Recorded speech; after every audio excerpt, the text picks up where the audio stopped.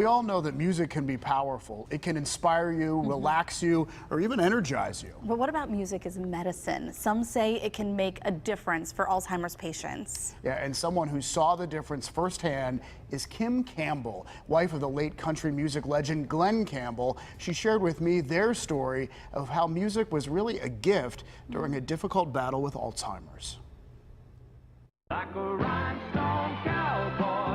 Millions knew Glen Campbell for his hit song. Entertainer of the Year was Glen Campbell. And in 2011, he and his family made the decision to be public about his Alzheimer's diagnosis. Your difficulties are due to Alzheimer's disease. They filmed his goodbye tour for this documentary called Glen Campbell, I'll Be Me. Who is that? That's Billy. Billy. And who is she? That's your second wife. You were married for 16 years. Oh, really? You divorced. And then you met me. His widow, Glen Campbell, sat down with me during a visit to Pittsburgh. When Glen did his final tour, the doctors all said that they thought that remaining engaged with music probably helped him plateau and maintain his intellectual function a lot longer than he otherwise would have. She says the power of music was obvious to her. I think it really helped Glen, and it helps me with, depression. The film was released a few years before he passed away and shows how music and performing invigorated him. Hey, I ain't done yet. Yeah. Tell him that. The audience being there somehow triggers his ability to access that other part of his brain, which is incredible. While he eventually needed a teleprompter for song lyrics, he never forgot how to play the guitar. Researchers believe music can actually stimulate some memories, and that's not all.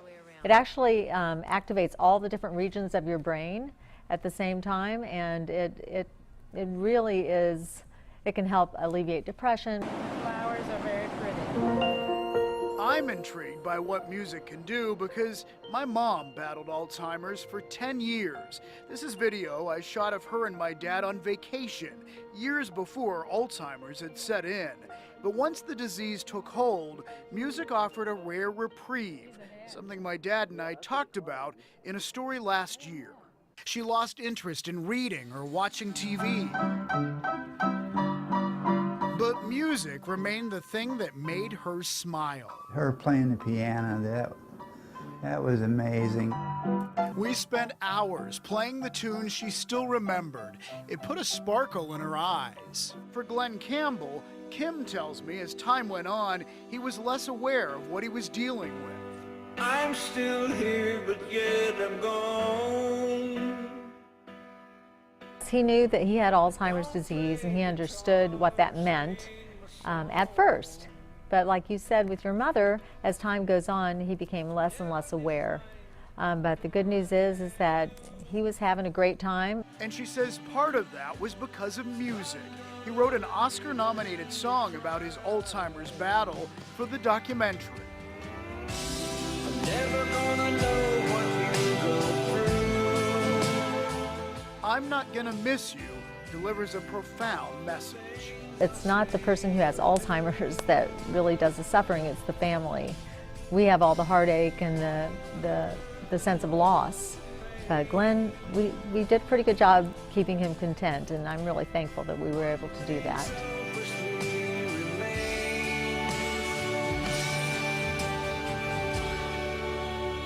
I'm not gonna miss you.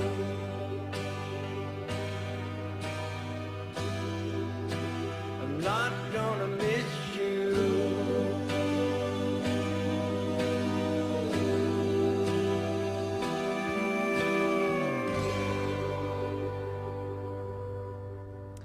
Well, Kim was in Pittsburgh to talk about Arden Court's memory care community, which has several locations in our area. And she has started the Kim and Glen Campbell Foundation to promote the use of music as medicine. And she's very outspoken, just letting families know that they're not going through this alone. Well, and you know, if you have anybody in your family who has Alzheimer's, my grandfather had it. It really is so true what she said.